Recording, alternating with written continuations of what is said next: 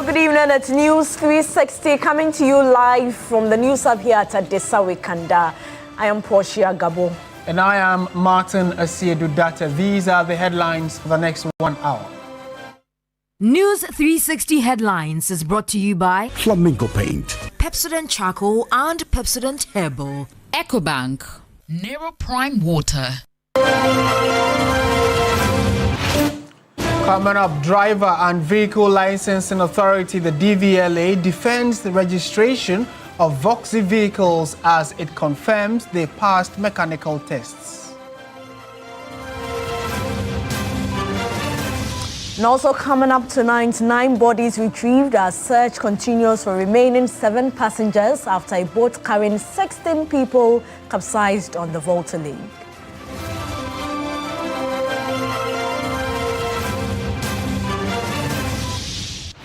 And later in the bulletin, Ghana sees 12-fold increase in human trafficking in 2025 with over 1,200 cases compared with 95 in 2024.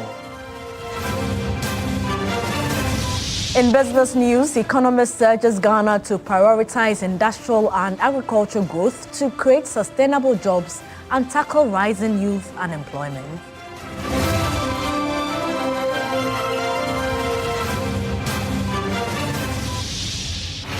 On the international front, Israeli Prime Minister Benjamin Netanyahu orders his cabinet to begin direct negotiations with Lebanon.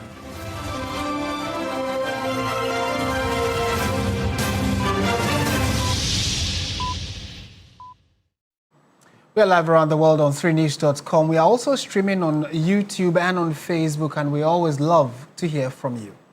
We begin on a rather sad note as 9 bodies have been retrieved as the search continues for the remaining 7 passengers after a boat carrying 16 people capsized on the Volta Lake. The victims were reportedly traveling from Pran in the Bono East region to the central Gonja district of the Savannah region.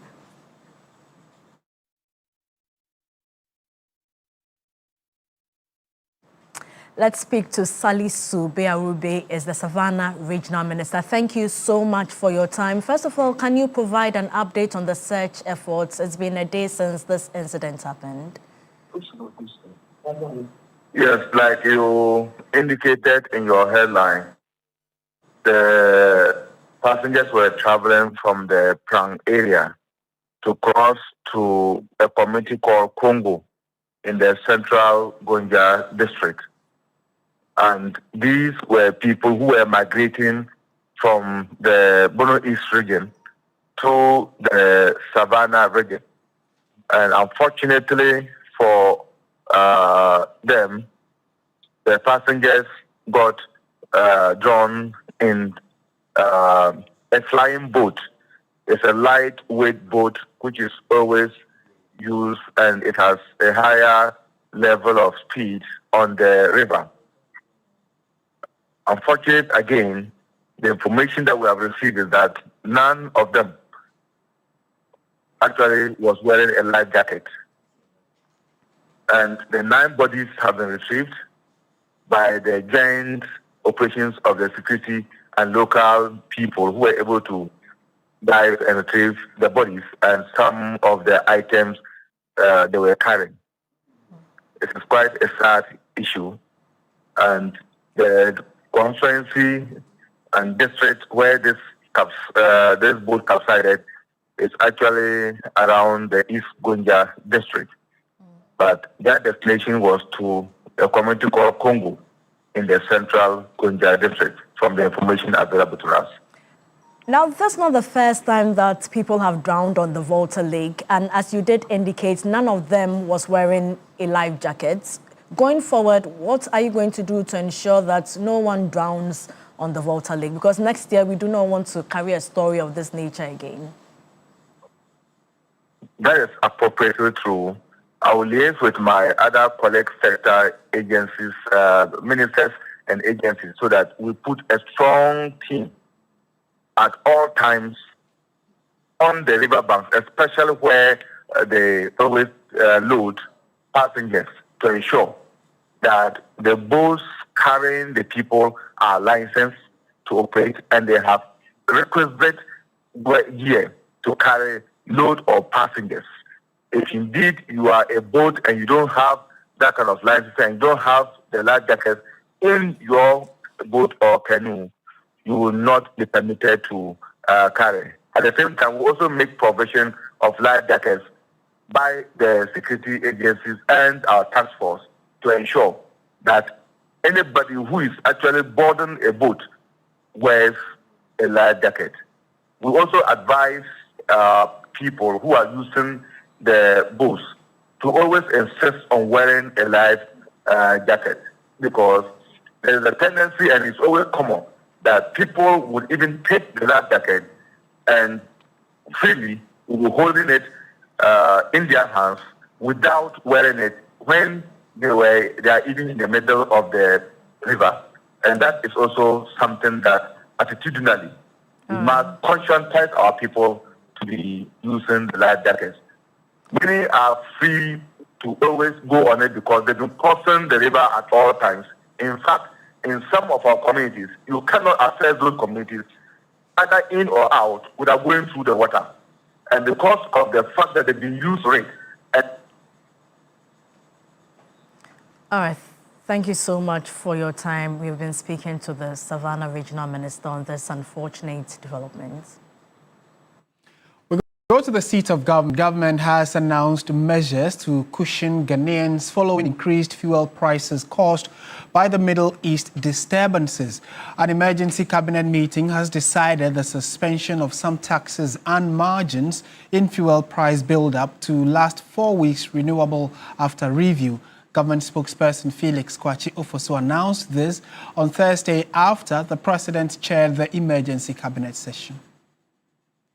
So the first directive that cabinet has issued is that the finance and energy ministers should take immediate steps to reduce the price of fuel through the removal of some taxes and margins on fuel, effective the next pricing window, which is about a week from today.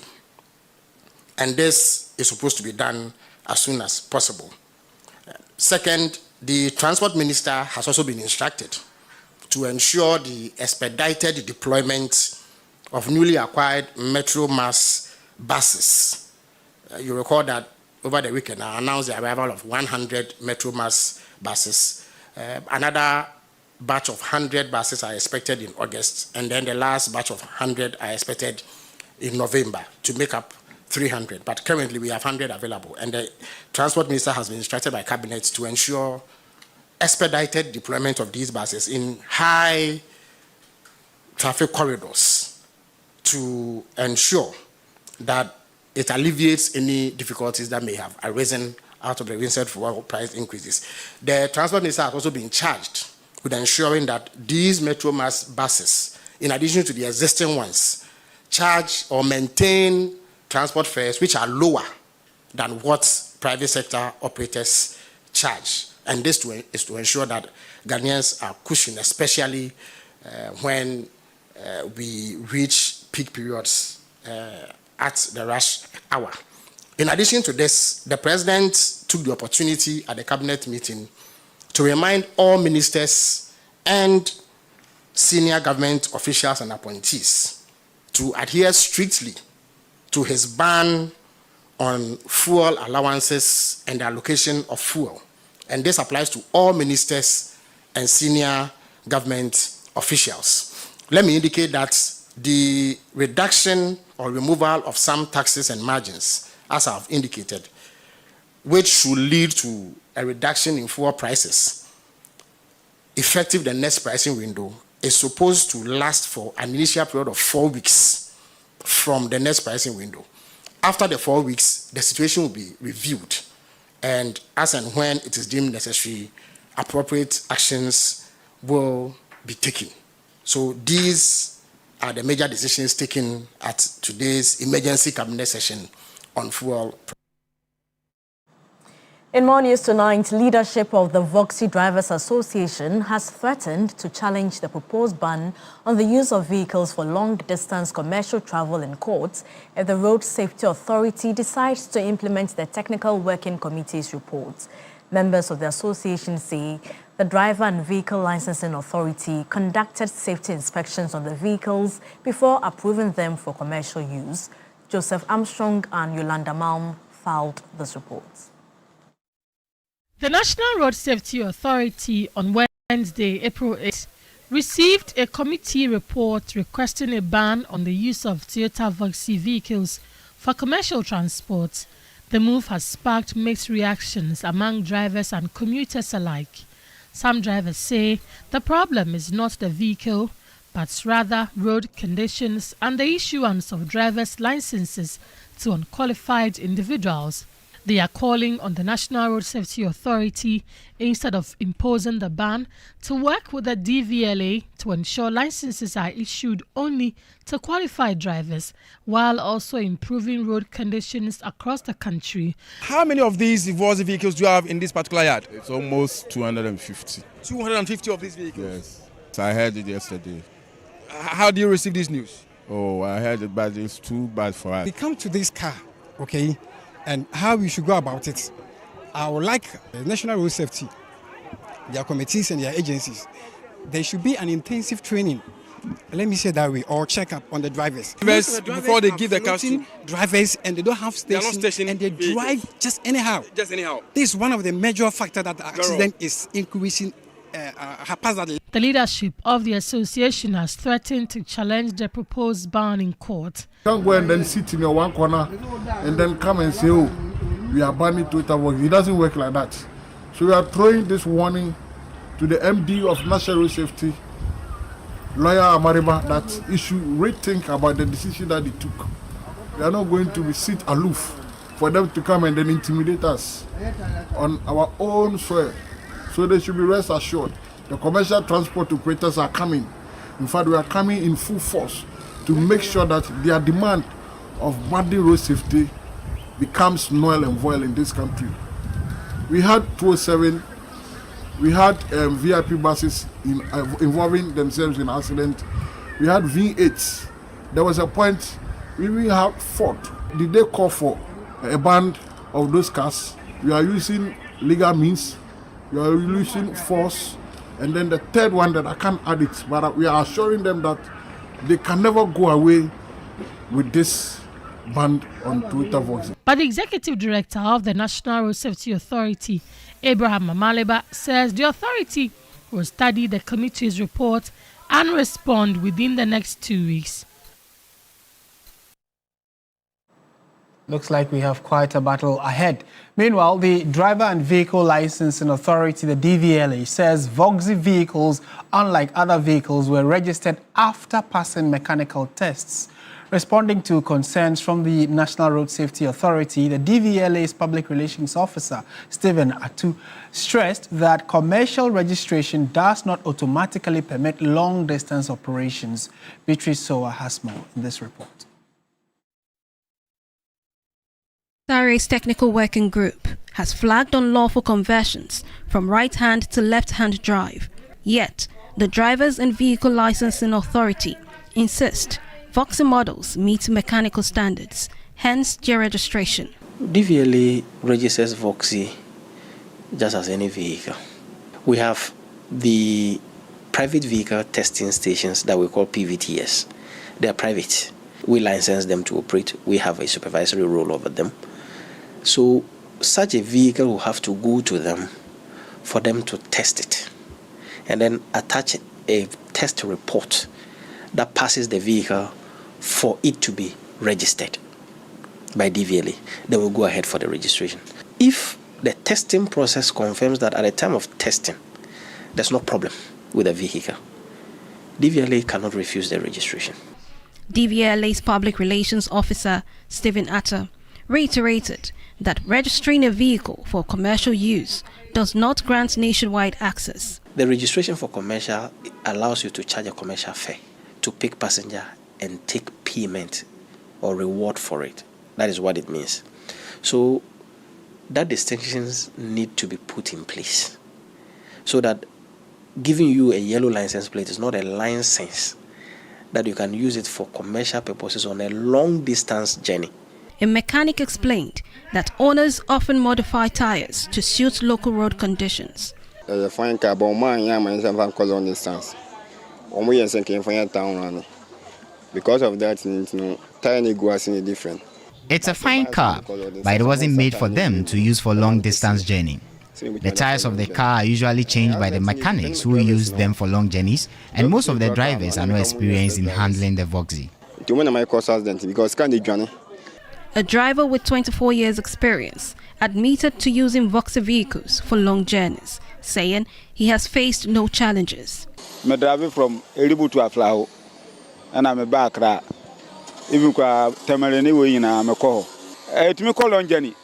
It's been a year since I started using this car for long journeys, and I haven't encountered any challenges or problems.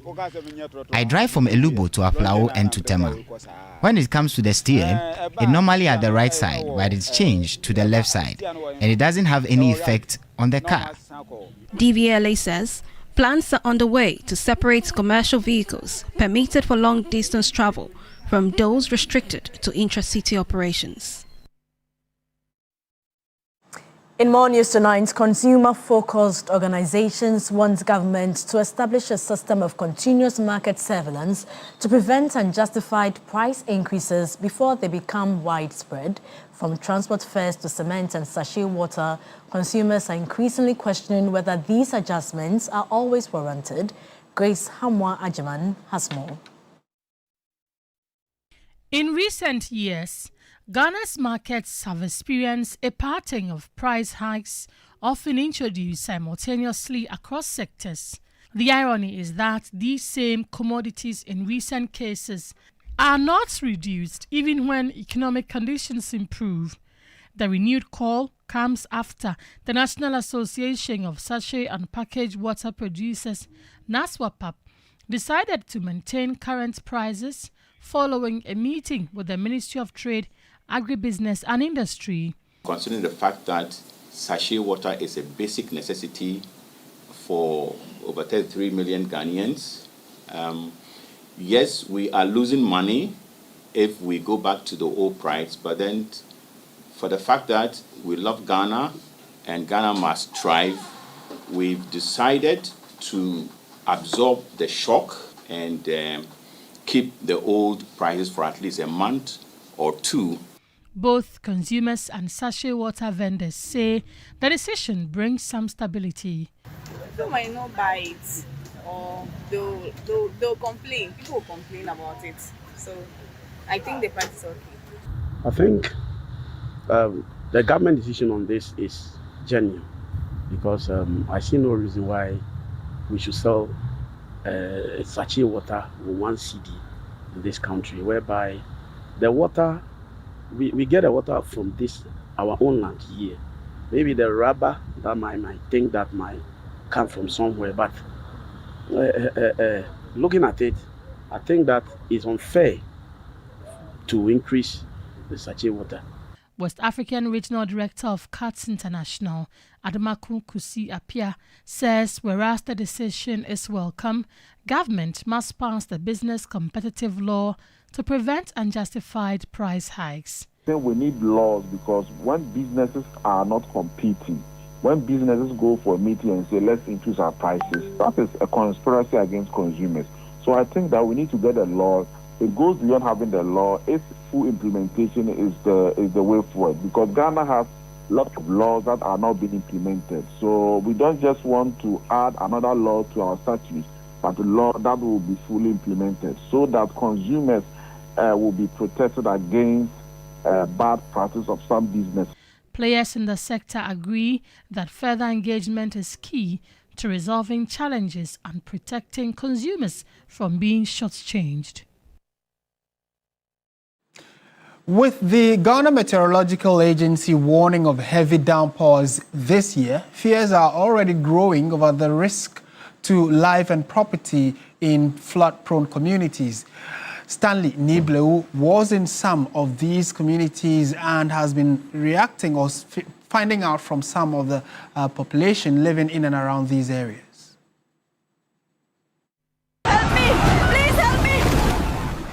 Residents in flood-prone areas are living in fear as the peak rainy season approaches. At Abofu, a suburb of Achimota in Accra, homes situated close to the Odo storm drain are already reeling from the devastating impact of the rains. Sections of the drain caved in years ago, destroying several concrete structures that once served as homes. The current administration awarded a contract to construction firm Jason Limited to reconstruct the damaged portions, but the project has stalled due to lack of funds. Residents say recent volumes of water from upstream continue to inundate the area, often gushing into nearby homes. And we have a lot of sand in the middle, so the water doesn't flow like it has to flow. So the water forces itself to pass strange places. In our house, the pipes that link the water to the gutter rather brings in water into the house. So the house gets full of water. And then you will see the guys, we are fetching the water and trying to get it out. So it's a lot of problem. Many buildings remain vulnerable, with their foundations weakened by persistent erosion from heavy runoff. The situation is very tense and is very bad when it's rain heavily. It goes into people's houses left and right. It is even getting worse. Look at this project, the Chosen Rehab. You can see they are laying their wall. And when you take a look where that guy is standing over there, there were structures there. It was the rain that destroyed all those structures. Take a look at the other side on your left. You can see we are really suffering. Afi, a long-time resident, is also concerned about the stalled project.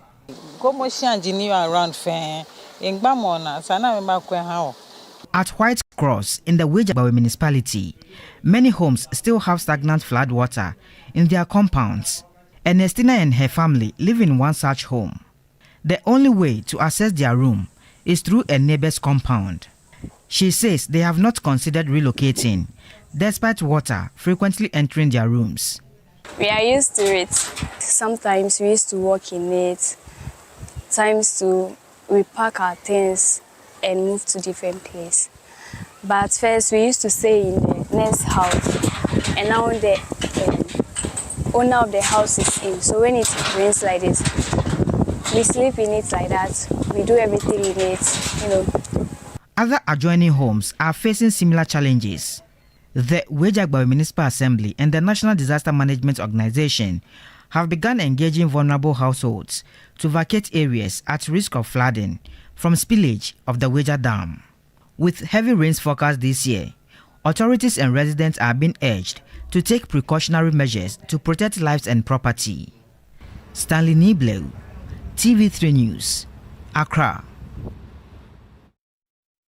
Now, Ghana's fight against human trafficking has taken a turn of urgency after authorities revealed a staggering rise in cases. The Anti-Human Trafficking Unit says reported cases jumped from 95 in 2024 to over 1,202 in 2025, a more than 12-fold increase in a single year. And behind that surge is a disturbing trend, scammers using the name of legitimate businesses to lure unsuspecting victims.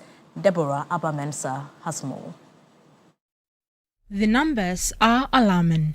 In 2025 alone, Ghana's Anti-Human Trafficking Unit recorded 1,202 cases of human trafficking, up from 95 in the previous year, 2024.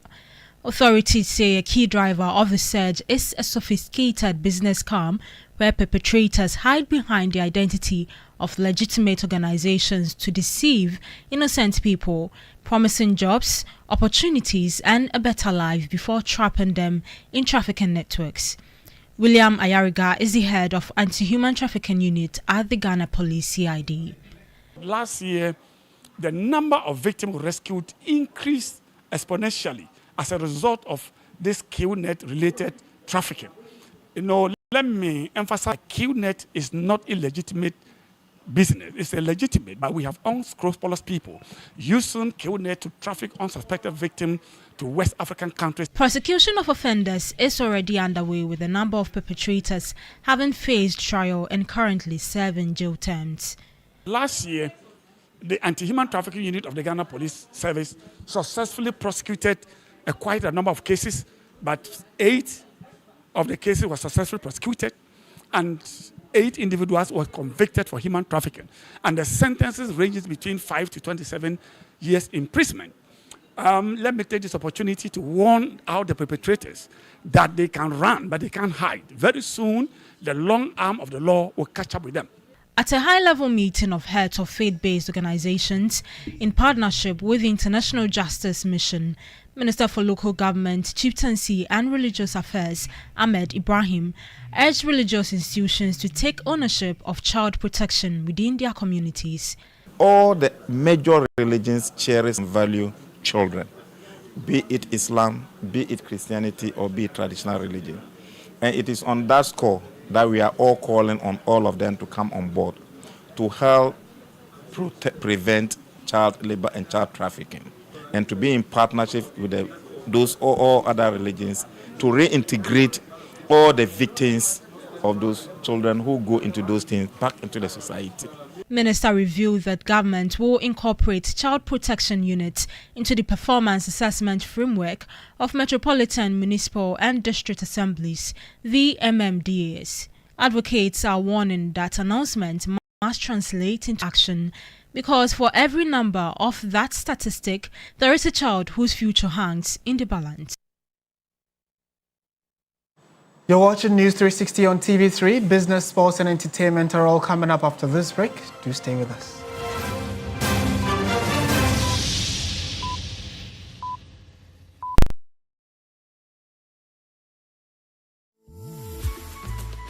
I love President Charcoal. Why? When there are so many other charcoal toothpaste. That's both charcoal and lemon. Oh, does it? Yes, look right here. Yes. Pepsodent Charcoal has 2 of nature's powerful whitening ingredients. With the power of activated charcoal and lemon essence, it removes stains and whitens teeth naturally. Convinced? Well, I am. Just look at your beautiful Pepsodent smiles. For naturally whiter teeth, Pepsodent Charcoal. Pepsodent.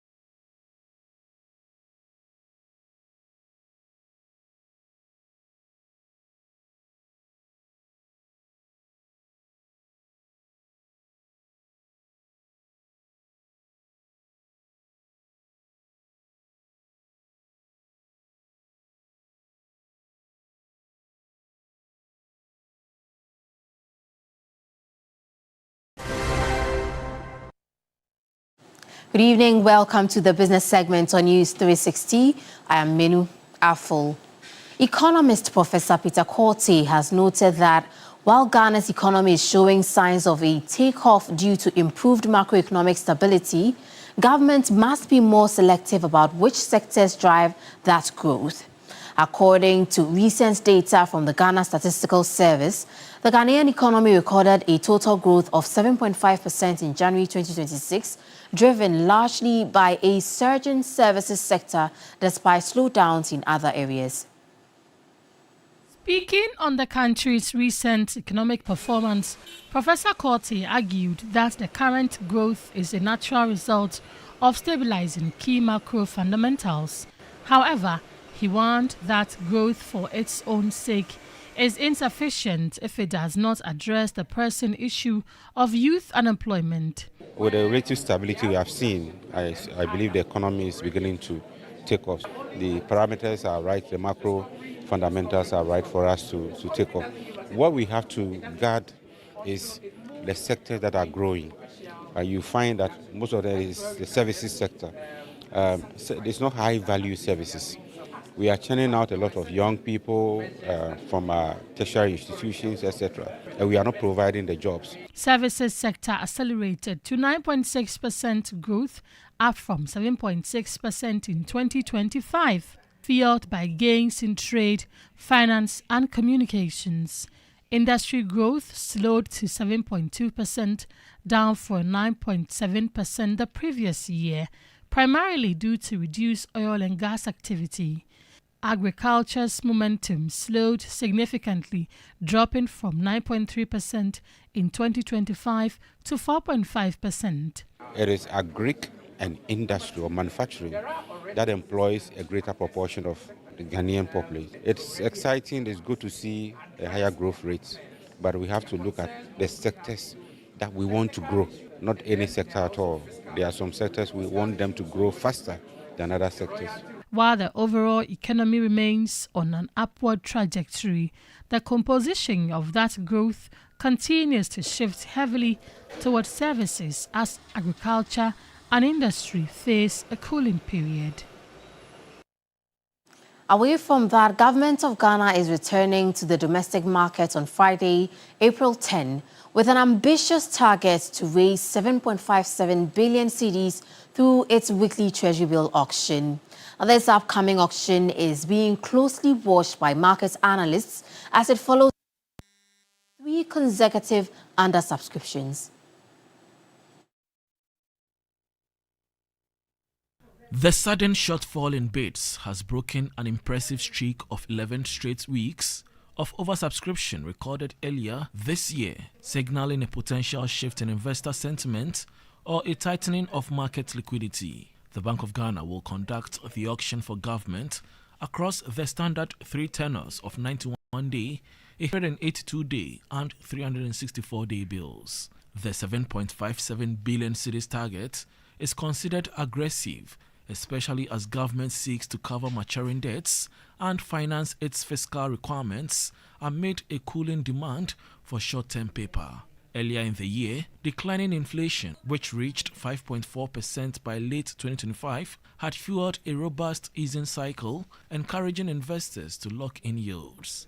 However, the recent undersubscriptions suggest that government may need to offer more competitive rates to attract the necessary capital. The outcome of the auction will serve as a litmus test for the domestic market's appetite for sovereign debt. If government fails to meet its 7.57 billion cedis target again, it may face increased pressure to raise interest rates or explore alternative funding avenues to bridge the financing gap. Institutional investors, particularly domestic banks, remain the primary participants in this segment. Their bidding behavior will reveal whether the recent dip in demand was a temporary market correction or the beginning of a more cautious trend in Ghana's fixed income landscape. Let's now look at what's happening on the forex and commodities markets.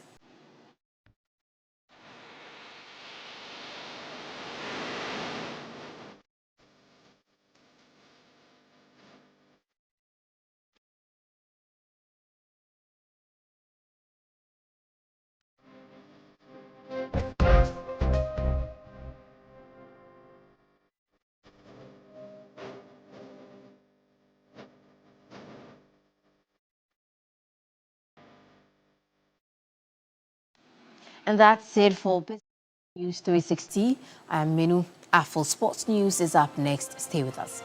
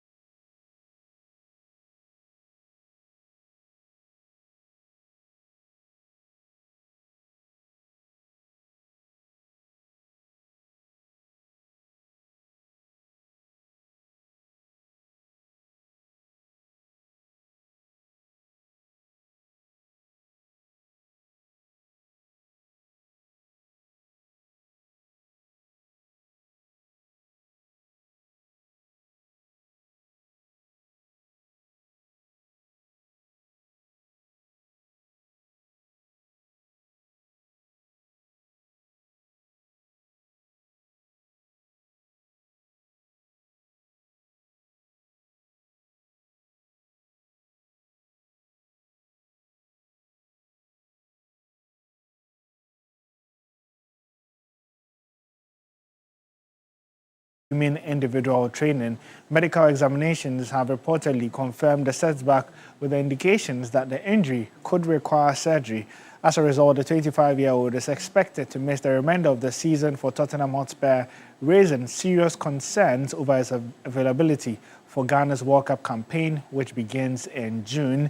Now, here's a timeline of his heartbreak for Ghana. He got injured against Sunderland early January. He's since been out for 97 days, missed 16 games for club and 2 for the Black Stars, was set to return after the March international break.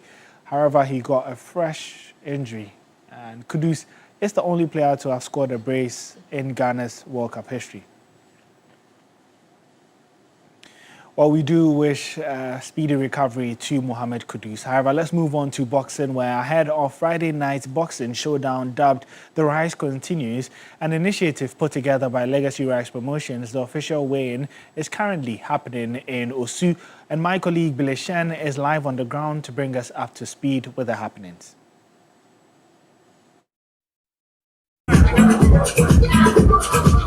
Right, so I am standing here with Abu Kamoko, popularly known as the ambitious Tilapia. Of course, he has come here to witness the weigh-in for the Legacy Fight Night. The Rise Continues, which of course will be happening on Friday. But Abu Kamoko is right here. Abu Kamoko, right there. Wow. Good evening to you. First off, I mean, an event as big as this, I mean, for someone as big as you, people would think that you'll be part of it, you'll actually be fighting. I mean, what has happened? Why are you not part of it? Yeah, you know, I'm part of it, but you know, I was supposed to fight Prince Kamadi. I was supposed to fight him, but unfortunately I was sick. So my boss asked me to keep myself and fight on the next promotion. So I'm here to witness the way, and at the same time they give me 20 to win this fight. If he win, I'll come inside the ring and challenge him. It's not like I'm darking or running away from him. You know, as a sportsman, you need to think about your head first. So I was seeing, not that I'm darking for him or I was seeing, so now I'm well prepared. So I believe our next promotion, I will fight him on the promotion. So you're talking about fighting Prince in the future. Yeah. Do you think Prince will win this bout? Oh, I don't know that he will win, but the two of them, they are all my good friends. So I'm wishing all them the best. Right. And who else are you most anticipating or most eager to see in this particular fight night? So first, I will tell them July Sharif Way. Yes. These 3 people. And Kelvin Carter. These 4 people. I'm here to support them. All right. Right there. Obado. Right there. Yeah, Obado. I want to dedicate this message to Freezy Magbones. Wherever you are, Freezy, you always call my name. And you know me, I'm ready for you. I don't fear you. Get ready for me. Freezy, you like boxing too much. But you get it, but you don't get the techniques. You know you can't beat me. Right there. Obado, you, Freezy, I'll whoop your ass. You think boxing be macho? Get ready for me. Don't be mad. But still, you two get ready. I'm coming for revenge. Wow, Abu Kamoko just threw a challenge to Freezy Magbones. Freezy Magbones, of course, recently, a few months ago, lost to Jonathan Worldwide Tete. He's throwing a challenge to Freezy. Freezy has already signed a contract with Jonathan. So are you trying to say that when Freezy is done fighting Jonathan, he should come to you? I know Freezy cannot beat Worldwide. Surely Worldwide will beat him. If 10 times Worldwide will beat him. So after he lose, me Tilapia, I also face him and beat him. And he will tell me that boxing is not for him, it's for we. And Freezy is quite ready. We are going to retire him in boxing. Wow. Thank you very much. Right there. Right there. Thank you very much. Wow, so you from the horse's own mouth, he's inviting Freezy Magbones after his upcoming bout with Jonathan Tete. That will be happening on August. So we'll see what happens in the next few months. But Well, that was my colleague Bilishen coming live from Osu for the weigh-in ahead of The Rise Continues. Remember that the bouts on Friday night will be live here on TV3. My name is Oreku Ampofo.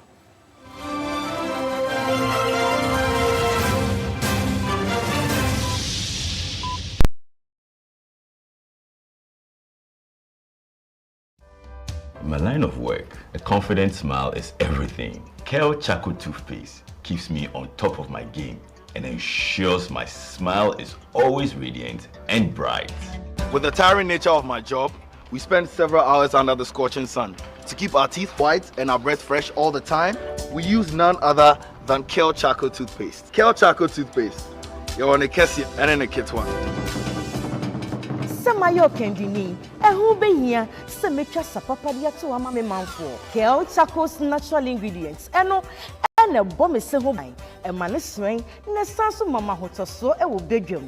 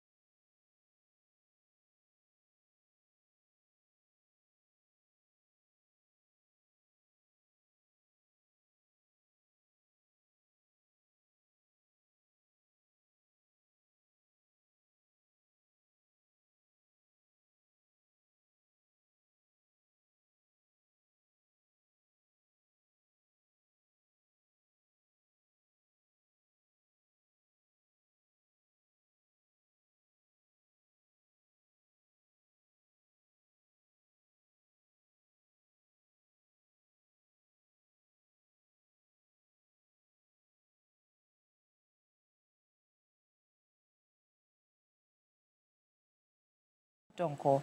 Now, acclaimed Ghanaian music producer Jam Master J has tipped Kojo Black as the clear favorite for the Best New Artist Award at the Telecel Ghana Music Awards, describing the category as having no real contest. Now, speaking on the afternoon show, JMJ downplayed the competition, citing Kojo Black's exceptional talent and broad appeal.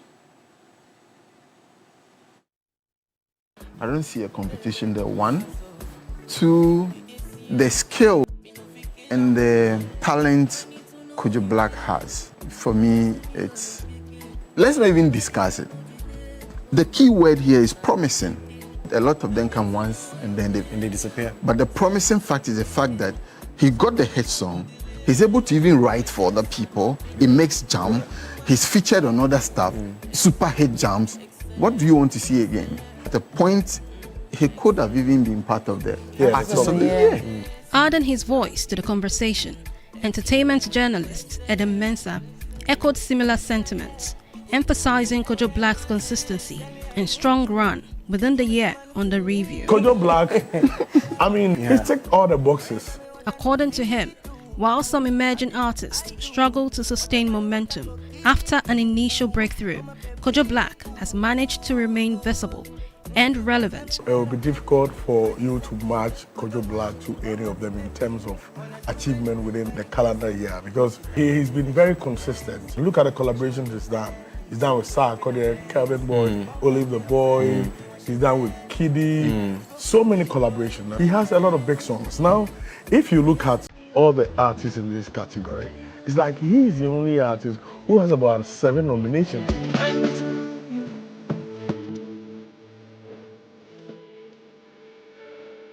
Beyond the numbers, industry watchers say Kojo Black's rise reflects a combination of consistency, originality, and cross-market appeal, qualities that align strongly with the TGMA's definition of a Best New Artist, which recognizes the most promising emerging act with the highest audience appeal and a breakthrough body of work within the year under review.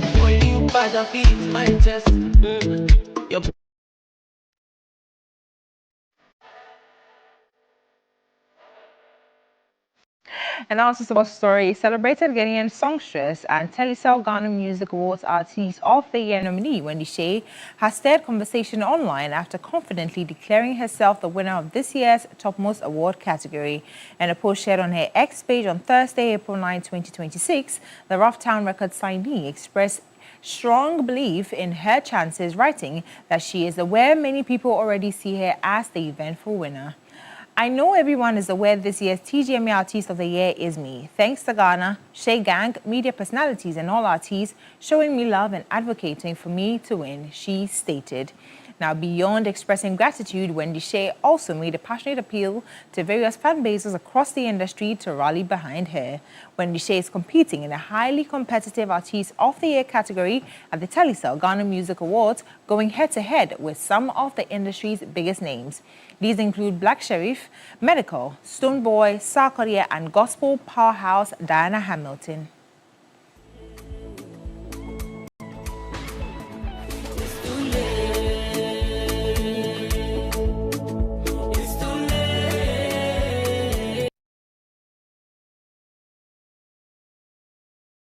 For the entertainment news segment here on News 360, my name is Noella Donko. On the international front, Israeli Prime Minister Benjamin Netanyahu has ordered his cabinet to begin direct negotiations with Lebanon, as Iran says Israeli attacks blatantly violate the ceasefire. Netanyahu says the negotiations will focus on disarming Hezbollah and establishing peaceful relations between Israel and Lebanon.